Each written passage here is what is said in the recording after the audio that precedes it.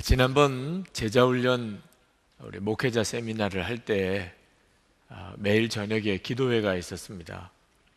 하루 일정을 잘 마치고 기도하는 시간에 강단에 올라와서 기도하시는 목사님들 중에 통곡을 하시는 분들이 계셨습니다.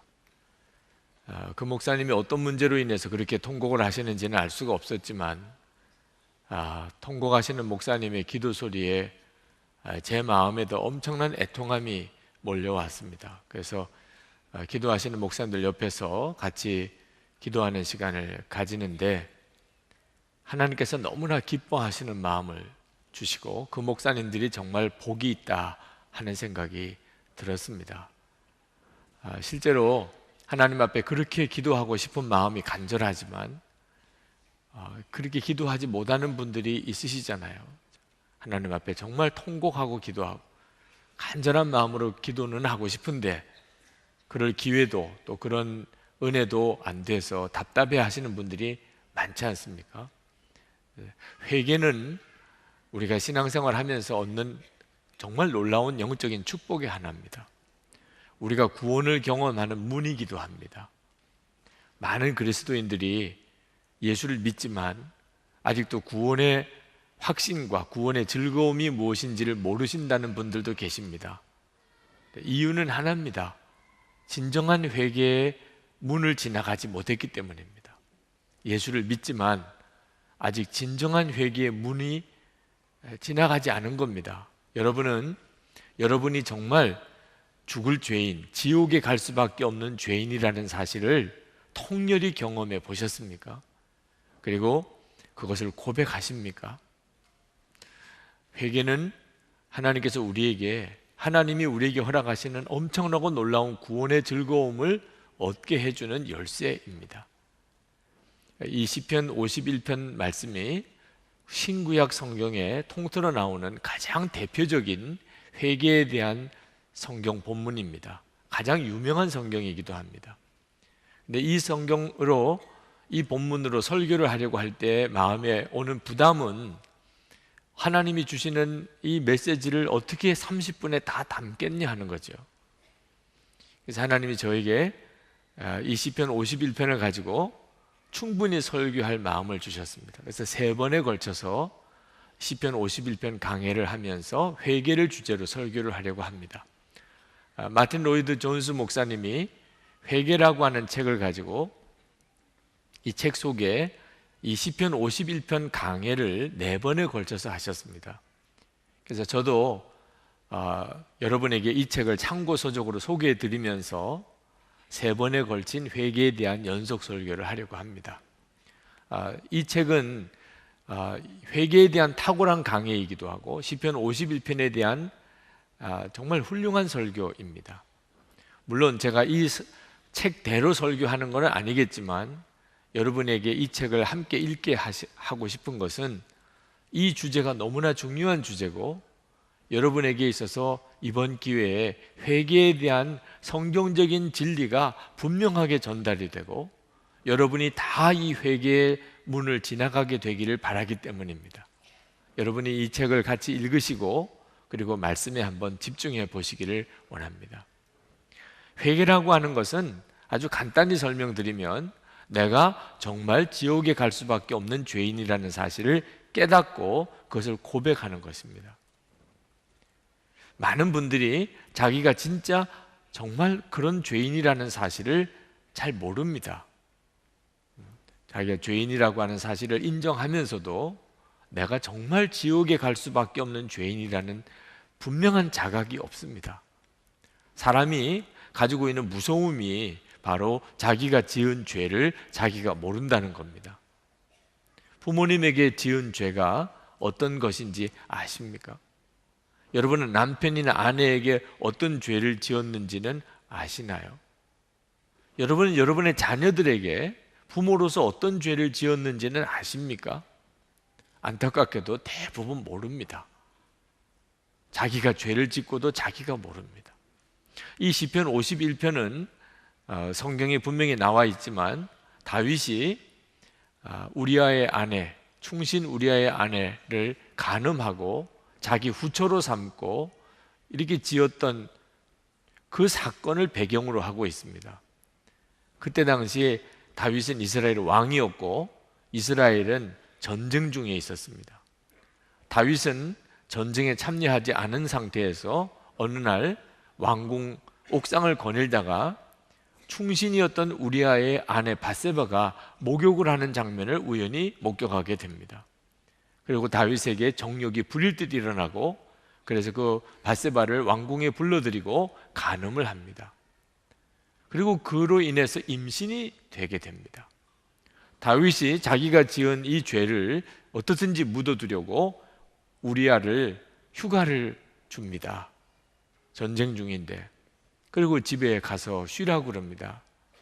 근데 이 우리아는 지금이 전쟁 중이고 우리 동료들은 다 지금 전쟁터에 있는데 나만 집에 가서 아내와 함께 잘 수가 없다고 그래가 왕궁 문 궁문 앞에서 노숙을 합니다. 결국은 다윗이 요압 장군에게 편지를 보내서 이 우리아를 적진 깊숙이 들여보내고 그리고 죽게 하라고 교사를 하죠. 결국은 우리아는 그렇게 죽습니다. 그 다음에 다윗이 밧세바를 후처로 맞아들이고 그리고는 정말 아무 일이 없었던 것처럼 잘 사는 것처럼 보였는데 나단 선지자가 어느 날 다윗을 찾아옵니다. 그리고는 어느 부자 이야기를 들었다고 하면서 이 부자에게는 소와 양이 많은데 어느 날 손님이 왔는데 대접을 하려고 그 옆에 사는 아주 가난한 사람, 어린 암양 한 마리를 두고 있는 그 사람, 그 양을 딸처럼 여기고 기르는 그 사람의 양을 뺏어다가 손님 대접하는 일이 있었습니다. 그 이야기를 듣고 다윗이 얼마나 격분했는지 다윗이 소리치면서 여호와의 살아계심을 두고 맹세하노니 그 자는 반드시 죽을지라. 그때 나단 선지자가 소리 지르는 다윗을 향하여 손가락질하면서 바로 당신이 그 사람이요. 그리고는 다윗이 꼬꾸라진 겁니다. 그리고 쓴 것이 시편 51편입니다. 우리가 말하기도 듣기도 역겨울 만한 죄를 다윗이 지었어요. 어떻게 다윗 같은 믿음 좋은 사람이 그런 죄를 지을 수 있을까? 우리 모두가 다 그럴 가능성이 있다는 것을 말씀해 주고 있는 것이고, 또 기가 막힌 것은 그렇게 간음죄를 짓고 살인죄를 지은 것도 그렇지만 어떻게 그걸 자기 자신이 그렇게 까맣게 모를 수가 있냐 말입니다. 어떻게 자기가 그런 죄를 짓고도 자기가 그런 죄를 지은 것을 스스로 모를 수가 있냐는 거예요. 기가 막힌 거죠. 그러나 여러분, 실제로 여러분이 다 경험해보지 않았습니까? 사람들은 자기가 지은 죄를 압니까? 자기가 죄를 짓고도 뻔뻔하게 자기가 그런 죄를 지은 자인 걸 스스로가 까맣게 모르는 사람을 한두 사람 만나보았습니까? 그리고 그게 우리 자신이라는 사실도 여러분이 분명하게 인정해야 합니다. 다른 사람만 그런 게 아니고 나도 내가 지은 죄를 내가 전혀 모를 수 있다는 것. 다윗처럼 이렇게 할 수 있다는 겁니다. 다른 사람의 죄에 대해서 다윗이 지은 죄와 비교하면 아무것도 아닌 죄를 지었는데도 그렇게 불같이 화를 내면서 정죄하고 판단하는 바로 다윗의 모습이 우리 자신입니다. 우리가 가지고 있는 심각한 문제가 내가 어떤 죄인인가를 모른다는 것입니다. 여러분, 성령님께서만 우리가 실제로 어떤 죄인인가를 깨닫게 해주십니다. 오늘 이 시간 여러분들에게 성령께서 그리하시기를 축복합니다.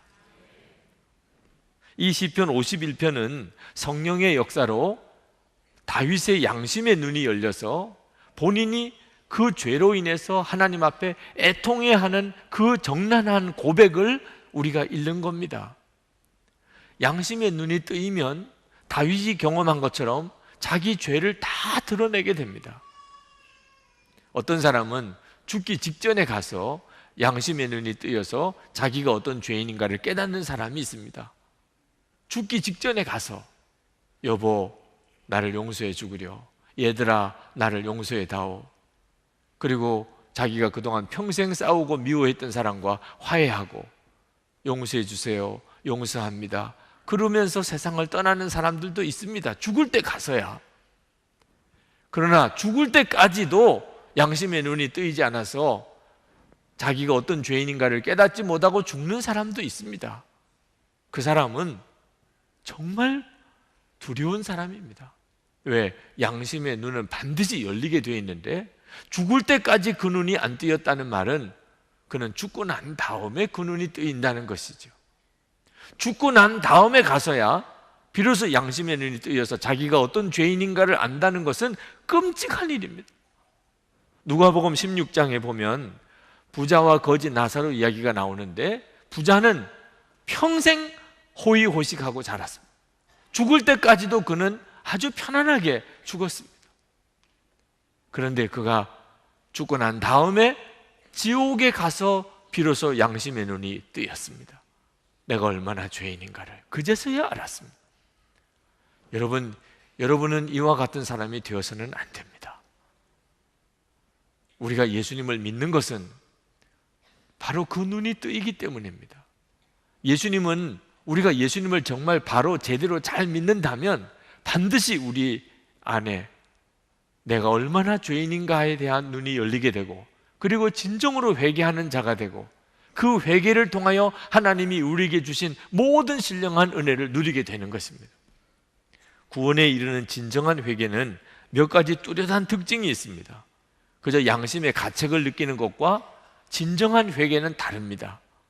가장 뚜렷한 특징이 내가 지옥에 갈 바로 죽을 그 죄인이라고 하는 것에 대한 분명한 인식이 생긴다는 것입니다. 다윗이 회개하면서 우리로서는 조금 이해가 안 되는 고백을 4절에서 합니다. 오직 주님께만 나는 죄를 지었습니다. 이 고백은 아주 이상한 고백처럼 들립니다. 왜냐하면 다윗이 죄를 지은 것은 밧세바와 간음한 것이고 우리아를 죽인 것이고 이스라엘 백성들에게 심각한 어려움을 준 거죠, 왕으로서. 그런데 왜 다윗은 우리아에게 죄를 지었다, 밧세바에게 죄를 지었다 하지 아니하고 주님께만 죄를 지었다고 말하는 겁니까? 그 말은 다윗이 나는 밧세바에게는 죄 지은 거 없어요, 우리아에게 죄 지은 거 없어요 라고 말하는 게 아니고 내가 지은 죄는 알고 보니 다 하나님께 지은 죄입니다. 내가 우리아에게 지은 죄가 밧세바에게 지은 죄가 있지만 그 모든 죄는 따지고 보니 다 하나님께 지은 죄입니다. 그런 고백을 하는 겁니다. 왜? 하나님은 모든 것을 다 보고 계셨기 때문에. 4절에 주님의 눈 앞에서 내가 악한 짓을 저질렀으니, 다윗은 이미 늘 하나님이 함께 계시는 것을 믿은 사람입니다. 그 믿음으로 다윗이 된 겁니다. 그런데 다윗이 한번 죄의 마음이 어두워지니까 하나님이 보고 계시다는 것을 까맣게 잊어버렸습니다. 우리가 죄가 무서운 것은 하나님이 보고 계시다는 사실을 완전히 잊어버리게 만드는 겁니다. 그러니 다윗이 밧세바와 간음하고 그리고 우리아를 죽일 수도 있었던 거죠. 이제 제정신이 돌아와 보니까 자기가 하나님 보시는 앞에서 그런 기가 막힌 죄를 지었다. 내가 우리아에게 지은 죄가 있고 밧세바에게 지은 죄가 있지만 그것은 다 하나님에게 지은 죄입니다. 이 고백을 다윗이 비로소 하게 되는 거예요. 여러분, 죄는 중한 죄도 있고 경한 죄도 있습니다. 그래서 재판을 하잖아요.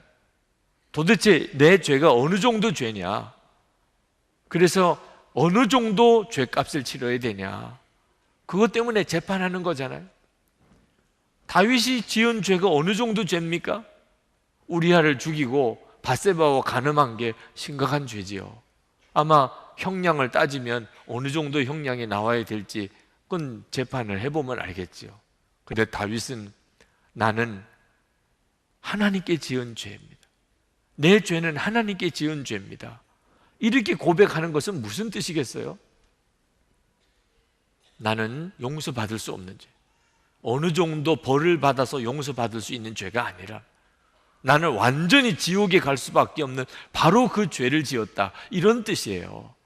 시편 51편에 보면은 다윗이 자기 죄를 고백하면서 자꾸 반역죄를 지었다는 겁니다. 1절에 내 반역죄를 없애 주십시오.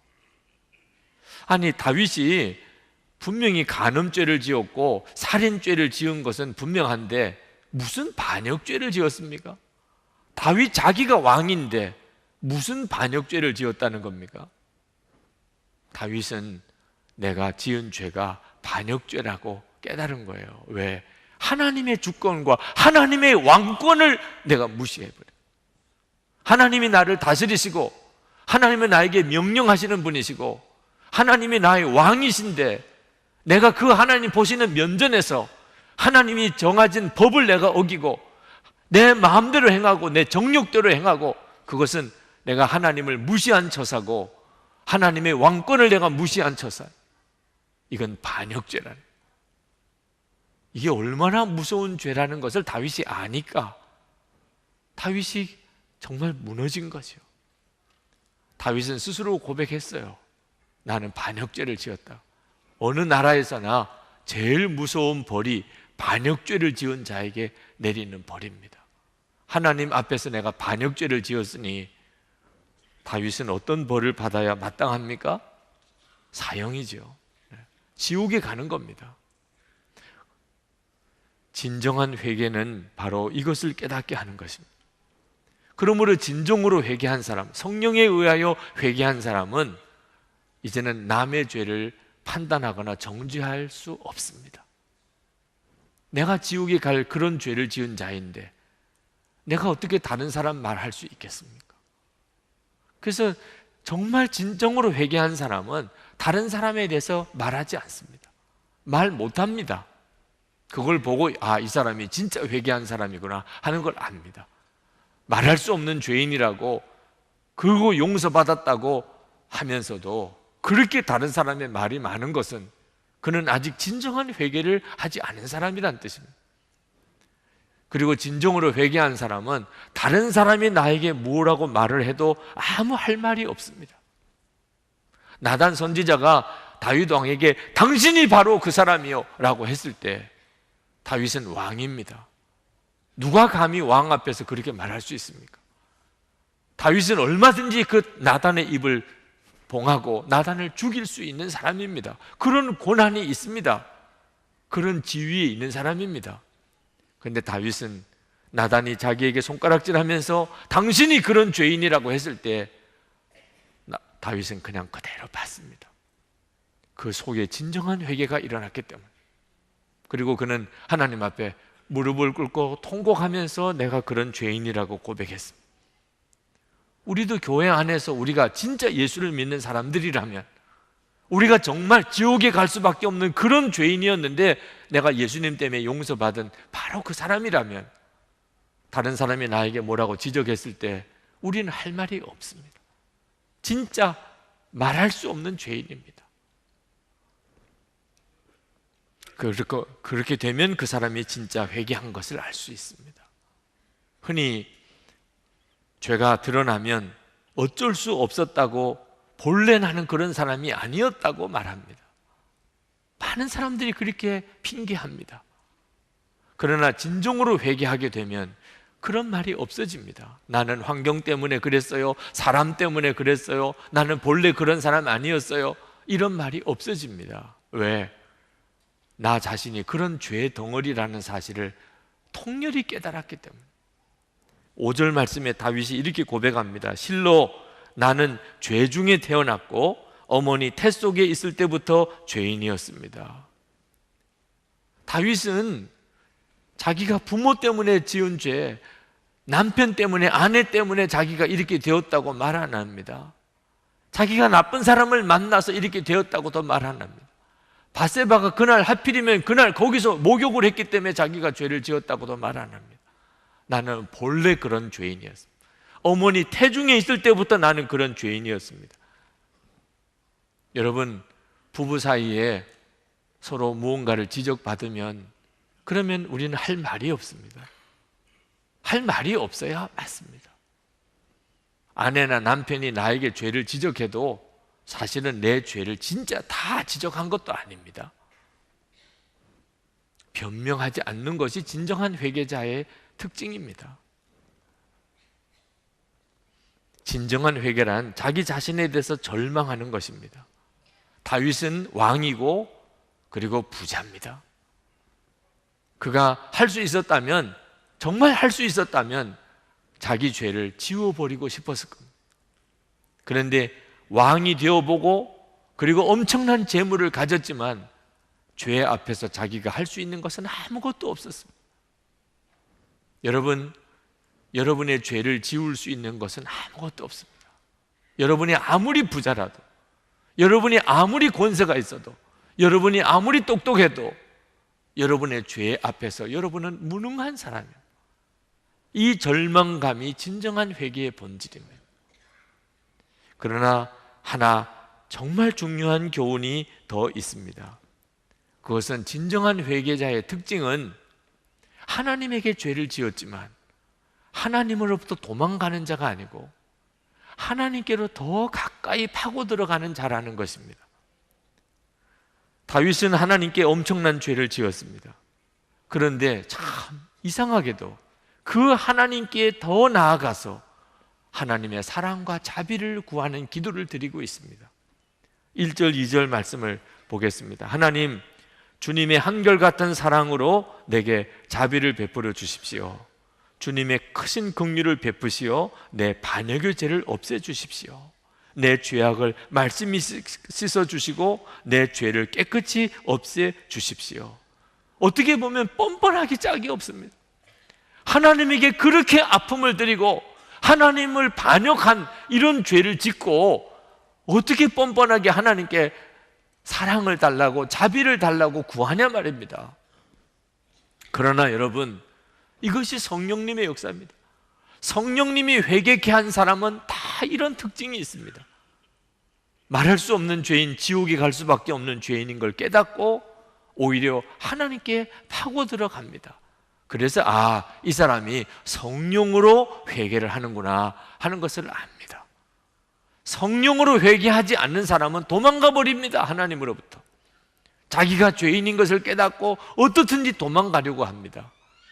가룟 유다가 그랬잖아요. 가룟 유다가 마귀에게 사로잡혀서 은 30에 예수를 팔고 그가 죄를 깨달았습니다. 그러나 가룟 유다는 주님께 오지 않았습니다. 그는 결국은 스스로 목숨을 끊었습니다. 그러나 베드로는 성령에 의하여 회개하게 되고 그리고 예수님께로 나와 주님께 사랑의 고백을 합니다. 여러분은 진정으로 회개하는 자입니까? 그렇다면 죄를 깨달을수록 주님의 품에 더 파고 들어옵니다. 죄는 성령님만이 깨닫게 하십니다. 그러나 성령님께서 깨닫게 하셔도 우리가 얼마든지 그것을 외면할 수가 있습니다. 성령님께서 지금이야, 너가 다시 회복할 수 있는 때는 지금이야. 주님이 그렇게 나에게 무언가를 깨우쳐 주셔도 내가 그것을 무시할 수도 있습니다. 다윗은 양심의 가책이 없었겠습니까? 그러나 그는 계속 무시하고 덮어둔 바람에 하나님으로부터 면전에서 책망을 받는 무서운 일을 겪게 된 겁니다. 여러분, 어느 정도 죄인임을 깨달아야 진짜 회개한 것일까요? 내가 지옥에 갈 죄인임을 아는 데까지 가야 진짜 회개한 것입니다. 자신이 그러한 죄인임을 고백할 수 있어야 그게 진짜 회개한 사람입니다. 하디 선교사, 길선주 장로님 같은 분들이 자기가 그런 죄인임을 고백했을 때 한국에는 부흥이 일어났습니다. 누가 자기 자신에게 책망하고 비난할 때 아무 할 말이 없는 자가 되었다면 그는 진짜 회개한 사람이에요. 죄값을 치르는 것을 당연하게 받아들이면 그는 진짜 회개한 자입니다. 벌받지 않으려고 회개하는 것은 아직 진정한 회개가 아닙니다. 자기보다 더 악질인 사람이 이제는 없어졌다는 깨닫게 되었을 때 그가 진짜 회개한 사람입니다. 여러분은 진정으로 회개한 사람입니까? 여러분, 하나님과 화평을 누리십니까? 우리가 생명을 얻었다는 것과 하나님과 화평을 누리는 것은 다른 문제입니다. 시련이 내게 닥쳐왔을 때 두렵지 않는 믿음이 있습니까? 기도하기는 하는데 여러분 응답 받는다는 믿음이 있습니까? 하나님께 예배를 드리지만 불이 임하는 예배를 경험하십니까? 만약에 그렇지 않다면 여러분의 마음과 삶이 더럽기 때문입니다. 예수님께서 말씀하셨습니다. 마태복음 5장 8절에 마음이 청결한 자는 복이 있나니 그들이 하나님을 볼 것이며, 시편 66편 18절에 내가 내 마음에 죄악을 품으면 주께서 듣지 아니하시리라. 하나님께서 오늘 우리에게 원하시는 것은 우리의 마음의 중심의 회개입니다. 정말 성령님에 의하여 회개하는 것입니다. 성령님께서 주님과 우리 사이에 막힌 담을 깨닫게 해주시기를 기도합시다. 막힌 담은 주님이 허물어 주시는 게 아닙니다. 우리가 허물어야 합니다. 진정한 회개를 통하여 허물어지는 것입니다. 통성기도는 회개기도에서부터 시작이 됐다고 그랬습니다. 너도 나도 다 회개하고 싶은데 순서를 기다릴 수가 없으니까 우리가 다 같이 하나님께 회개합시다.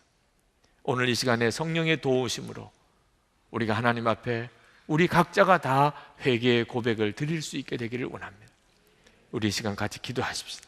성령의 도우심을 구하며 정말 진정한 회개의 축복을 우리가 누릴 수 있게 되기를 우리 다 같이 기도하겠습니다.